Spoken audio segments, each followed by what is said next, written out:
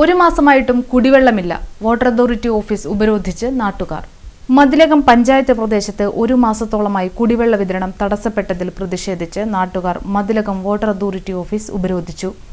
മതിലകം പൂവത്തുംകടവ് നിവാസികൾ ward member Sunil P മേനോന്റെ നേതൃത്വത്തിലായിരുന്നു പ്രതിഷേധ സമരം നടത്തിയത്. പൈപ്പ് ലൈൻ മാറ്റി സ്ഥാപിക്കുന്നതിനായി 12 ദിവസത്തേക്ക് കുടിവെള്ള വിതരണം തടസ്സപ്പെടുമെന്ന് നേരത്തെ വാട്ടർ അതോറിറ്റി അറിയിച്ചിരുന്നു. എന്നാൽ നിശ്ചയിച്ച സമയപരിധി കഴിഞ്ഞ് ഒരു മാസത്തോളമായിട്ടും ജലവിതരണം പുനഃസ്ഥാപിക്കാത്തതാണ് പ്രദേശവാസികളുടെ പ്രതിഷേധത്തിന് കാരണമായത്.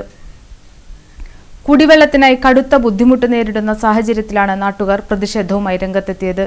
ഉപരോധത്തിനിടെ ജലവിതരണം പുനഃസ്ഥാപിക്കാൻ കഴിയാത്ത ഉദ്യോഗസ്ഥരോട് പ്രതിഷേധം രേഖപ്പെടുത്തുകയും അവരെ തടഞ്ഞുവെക്കുകയും ചെയ്തു.